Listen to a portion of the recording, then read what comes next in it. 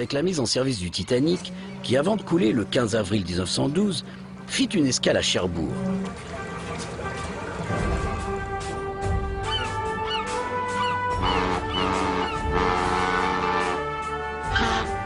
En 1913, Cherbourg reçoit 543 escales de paquebots et voit transiter 68 000 passagers par son port.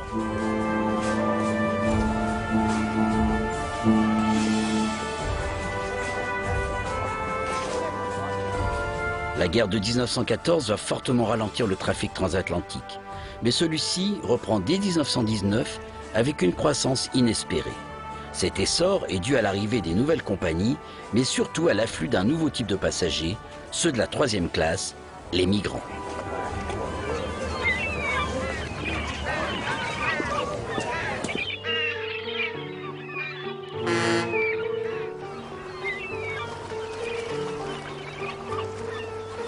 Au début du XXe siècle, les migrants qui s'acheminent vers Cherbourg sont légion.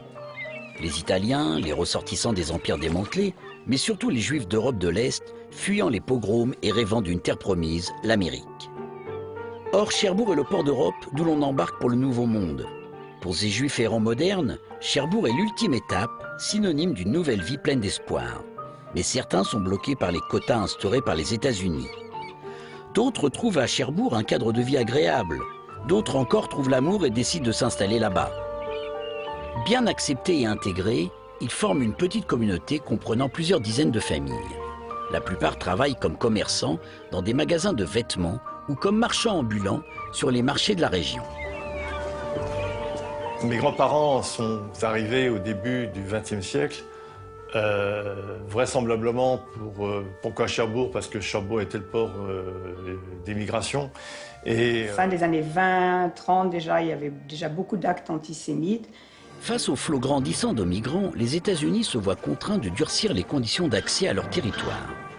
La compagnie de la Cunard en fait l'amère expérience. En décembre 21, devant rapatrier à ses frais les 300 migrants à son bord, le quota pour New York étant atteint.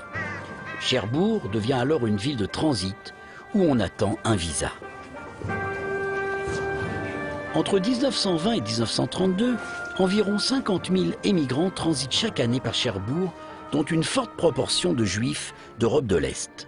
Mes parents sont venus en France avant la guerre. Ma mère est née à Varsovie. Parce que ça ronflait à Cherbourg.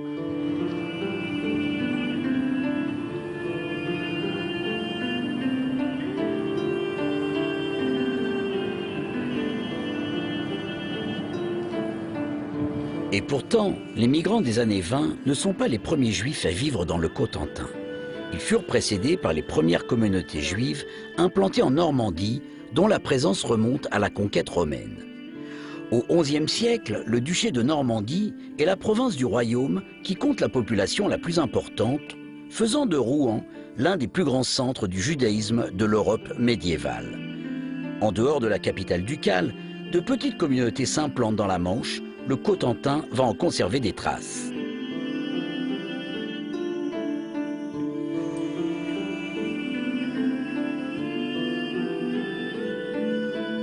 On a recensé encore aujourd'hui une quinzaine de traces toponymiques dans le département de la Manche, qui à l'époque était le Cotentin. Souvent des rues aux Juifs ou des rues des Juifs, qui existent encore. Les traces de cette première présence se concentrent dans le centre et le sud de la Manche, où s'organisent de grands marchés nécessitant des prêteurs et des changeurs, profession dévolue aux Juifs puisque l'usure est interdite aux chrétiens par l'Église. Si l'administration ducale semble avoir été tolérante avec les Juifs, la situation change sous l'autorité royale au XIIIe siècle, accompagnant la montée d'un anti-judaïsme chrétien alimenté par les croisades et la réaffirmation du mythe du Juif déicide. Ceux-ci sont contraints à plusieurs impôts spéciaux, une stigmatisation avec le port de la rouelle imposée par Louis IX et sont expulsés à plusieurs reprises du royaume, puis de manière définitive par Charles VI en 1394.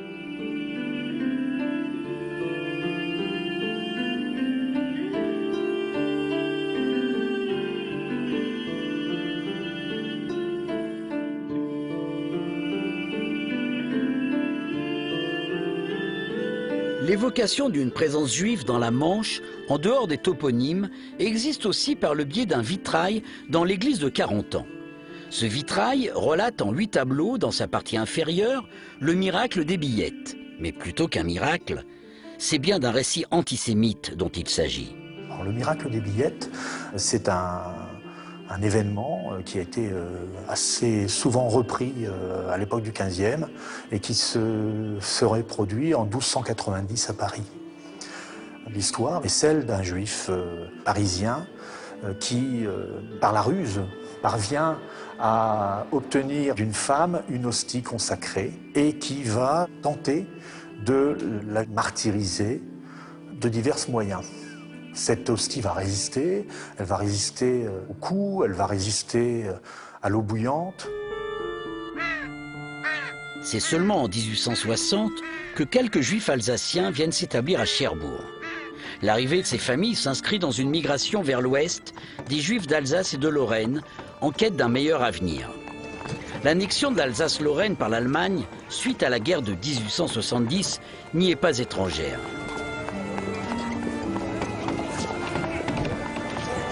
La majorité des Juifs vivant à Cherbourg de 1860 à 1906 sont issus de 3 familles alsaciennes, les Wildenstein, les Paquin-Lévy et les Francfort.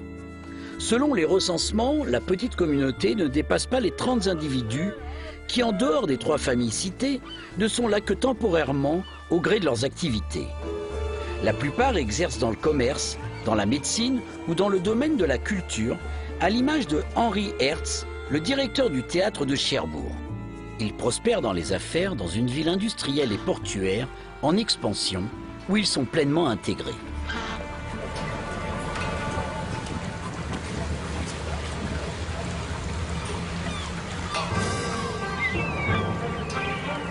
Le retour des Juifs dans la Manche se fait pourtant en pleine affaire Dreyfus, affaire qui va diviser la France. En janvier 1898, une pétition des habitants de la rue des Juifs de Granville demande au conseil municipal le changement de nom de leur rue qui rappelle une race exécrée actuellement par les catholiques et les patriotes. Finalement, elle conservera son nom. On relève aussi des articles antisémites dans une partie de la presse locale, comme ce courrier de lecteur publié dans la Croix de la Manche le 15 juin 1898. Si l'on n'interdit pas aux commerçants israélites de s'installer à Cherbourg, on sera obligé de porter des vêtements qui sentent la race fétide de Judas. Cherbourg Revue, un hebdomadaire littéraire cherbourgeois lancé en janvier 1898, s'en prend lui directement à Henri Hertz, le directeur du théâtre de Cherbourg. À l'heure où les Dreyfus, Zola, Trarieux, Scheurer et compagnie sont l'objet du mépris et de la répulsion des plus sceptiques, il est bizarre de voir Cherbourg, ville militaire par excellence, soumise aux caprices et aux volontés d'un juif audacieux. J'ai nommé M. Hertz, ou plus justement M. Herzenberg, directeur du théâtre municipal. Son arrogance est au moins de mauvais goût et pourrait bien lui jouer un vilain tour. Malgré tout, l'antisémitisme séduit peu à Cherbourg, qui reste un bastion ouvrier du socialisme. Au début du XXe siècle, l'épisode de l'affaire Dreyfus s'achève et la situation redevient normale pour la petite communauté juive de Cherbourg, qui s'intègre parfaitement à l'image de Jonas Lévy, propriétaire d'un magasin de confection. Élu conseiller municipal à Cherbourg sous l'étiquette radical socialiste. Commerçant avisé, il avait dirigé avec succès cette maison qui n'avait pas tardé à prendre une importance enviable. Comme conseiller municipal, on appréciait vivement son activité et son esprit d'économie. Doué d'un cœur sensible, M. Lévy fut toujours attiré vers les œuvres sociales. M. Lévy fut avant tout un homme d'action, modeste et bon, qui s'employa à rendre service à ses concitoyens. Il a laissé en notre ville un souvenir impérissable et de très nombreux amis.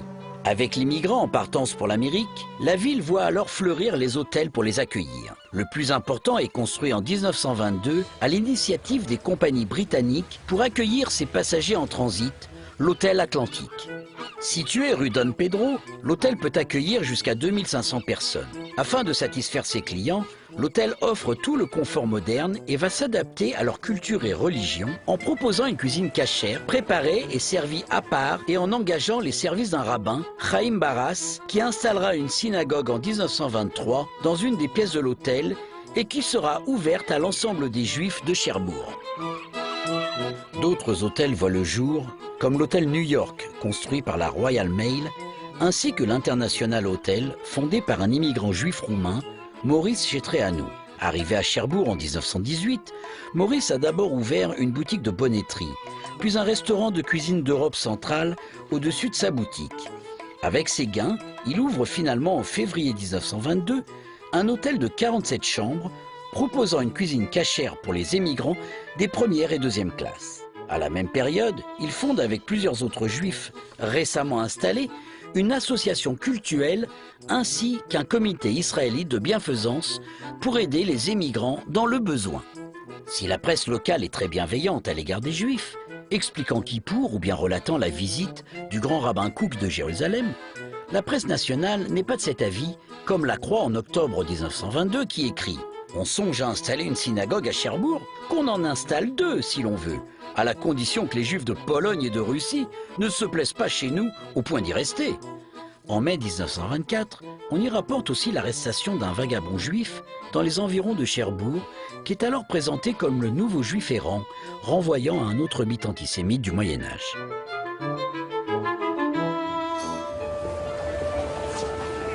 À partir de 1932, suite aux conséquences de la crise économique de 1929 en Amérique, il y a une forte diminution du nombre d'immigrants. Cela entraîne immédiatement la faillite des activités reposant sur leur séjour. En novembre 1933, l'hôtel Atlantique ferme ses portes et son rabbin quitte Cherbourg. Plusieurs familles juives, dont le commerce reposait sur le trafic transatlantique, vont alors quitter la ville, comme les Chetreanu. Cependant, la plupart des familles restent sur place, où elles se sont peu à peu intégrées, principalement dans le domaine du commerce de confection et de fourrure, la mercerie, les marchés, mais aussi dans les spectacles, comme Lazare Blonstein, directeur de plusieurs cinémas, dont l'Omnia à Cherbourg.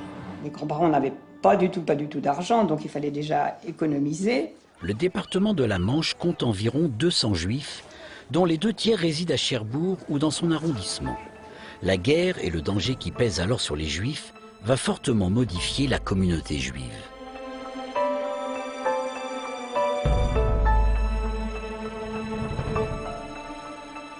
Par position, le juif et la France. Ainsi grossit chaque jour le nombre des Français qui, sachant discerner le juif, pourront se protéger contre ces agissements. Après la persécution sociale et professionnelle, les arrestations et déportations débutent. D'abord par des arrestations individuelles dirigées contre les juifs étrangers ou apatrides résidant dans le département, puis sous forme de rafles à partir de 1942. Au total, 3 rafles ont lieu sur le département de la Manche. La dernière, en octobre 1943, va concerner les juifs de nationalité française, et ce malgré les protestations du sous-préfet de Cherbourg auprès des autorités allemandes. La Normandie n'a pas été épargnée, ce n'était pas en zone libre, pas du tout, elle a été occupée par les Allemands, et bien entendu les Juifs, au fur et à mesure, les Juifs qui restaient à Cherbourg ont dû quitter Cherbourg. En 1942, à la grande rafle du Veldiv, ma mère supportait plus de nous voir, nous les enfants à Paris, et elle a voulu nous cacher. Et moi, on m'a envoyée au préventorium d'Arbonne, dans les Pyrénées. On m'a obligée à me faire baptiser. Alors moi, j'étais petite, je ne savais pas ce que c'était. Donc, au préventorium d'Arbonne, on m'a baptisée pour que je sois catholique. Après, en 1944, on m'a envoyée à Saint-Omer, chez les sœurs de Notre-Dame de Sion. Je ne sais pas exactement à quelle époque mes grands-parents ont quitté, mais ce que je sais, je pense que c'est vers l'année 1942. Et ils sont partis se cacher dans un village de la Creuse qui s'appelait La Souterraine. Mon père, il est monté sur Paris, passé le bac. Et là, il a décidé, pas seul d'ailleurs, avec des amis, qu'il voulait s'engager dans les forces françaises libres. Apparemment, l'axe Londres leur était pas tellement ouvert, et donc ils ont décidé de rejoindre la France libre qui était sur les côtes d'Afrique du Nord, puisque il y avait 2 axes, il y avait De Gaulle à Londres et des généraux en Afrique du Nord, au Maroc, Algérie. Ils ont donc quitté la France en allant vers le sud, jusqu'à Pau. Mon père a travaillé également comme charbonnier, etc., pour gagner un peu d'argent. Ils ont voulu passer par l'Espagne. À l'Espagne, comme c'était déjà le régime franquiste, ils se sont fait arrêter. Ils ont passé une année... À peu près. Un an en prison. En prison, jusqu'à ce qu'apparemment on les libère. Ils ont rejoint l'Afrique du Nord, où ils ont pu enfin rejoindre les forces françaises libres. Mon père en particulier a fait la libération, il a débarqué en Provence, il est remonté le long du Rhône et ensuite du Rhin et ils sont rentrés en Allemagne. Fin de la guerre, mes grands-parents, eux, sont venus, à mon avis, dès 1945, mes grands-parents paternels sont revenus à Cherbourg, sans avoir rien à manger, sans n'avoir de travail, rien du tout. Les gens qui les avaient accueillis à la souterraine leur envoyaient des colis, etc. Étant donné qu'ils étaient les parents d'un héros français, ils ont eu le droit à des allocations comme parents d'un soldat de la France française, des forces françaises libres, des allocations qui leur permettaient de manger, etc. De nombreuses familles ont été cachées dans les zones rurales du sud de la Manche. Plusieurs Cherbourgeois vont aussi leur porter assistance et 2 seront reconnus comme justes parmi les nations. L'abbé Louis Gosselin, vicaire et aumônier à l'hôpital maritime à Cherbourg, qui vient en aide à plusieurs familles juives, dont les Zucker et les Galanter, qu'il place à l'abri à Helmont-de-Ville en 1942. La famille Zucker a été arrêtée à Helmont-de-Ville, à la ferme de la Fontainerie. C'est essentiel, et essentiel de transmettre ça, mieux que de transmettre que ce soit les enfants qui découvrent et qui construisent cette connaissance. À la fin de la guerre, le bilan est assez lourd pour les Juifs de la Manche. Sur les 200 Juifs estimés en 1939, 112 ont été arrêtés sur l'ensemble du territoire français, 88 ont été déportés, dont seuls 6 sont revenus.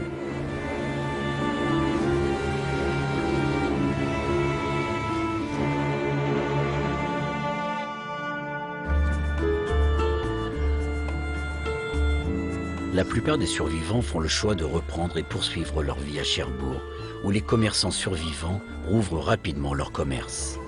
La famille de mon père était établie sur Cherbourg, ses frères, ses sœurs, tout le monde.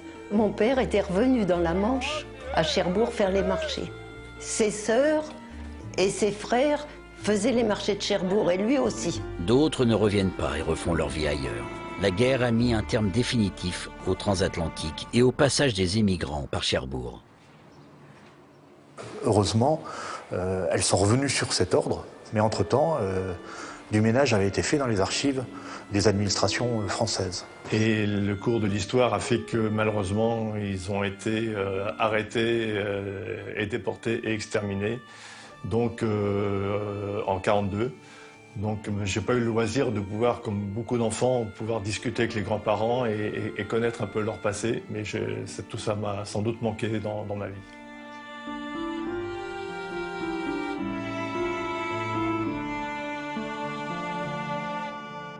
Le 13 octobre 1959, la sous-préfecture de Cherbourg enregistre la création de l'association cultuelle israélite de Cherbourg, fondée à l'initiative de Pierre Michel, dentiste, et de Jacques Prellman, commerçant. Alors en fait, ils avaient chacun leur rôle. Jacques Prellman, c'était plutôt le relationnel, celui qui facilitait les échanges avec plein de gens, de gens qui s'intéressaient à Cherbourg et aux Juifs. Et Pierre Michel, c'était le côté cultuel, le côté, disons, la culture juive. L'après-guerre offre une nouvelle opportunité aux Juifs du monde entier avec la création d'Israël en 1948, dotant le peuple juif d'un État propre pour la première fois depuis des siècles.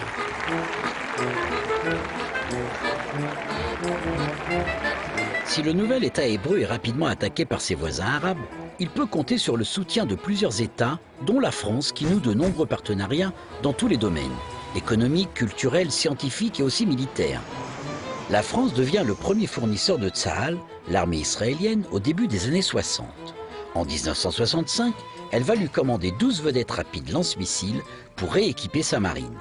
Le contrat est confié aux constructions mécaniques de Normandie, de Cherbourg, où une petite mission d'ingénieurs et d'officiers israéliens et leurs familles sont aussitôt détachés pour superviser la construction des navires qui doit durer 5 ans.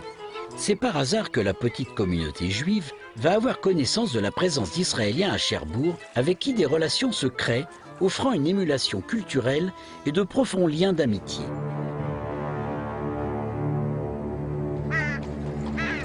Le matin du 25 décembre, les Cherbourgeois constatent la disparition des navires dans le port.